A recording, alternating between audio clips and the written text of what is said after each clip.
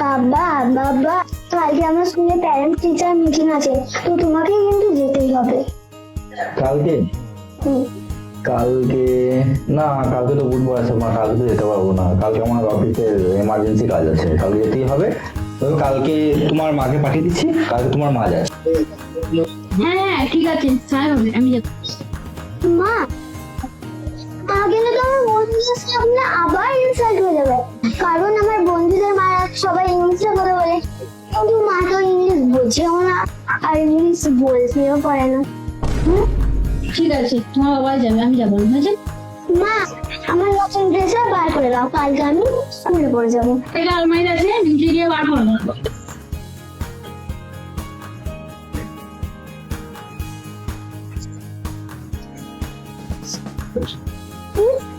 এটা কি?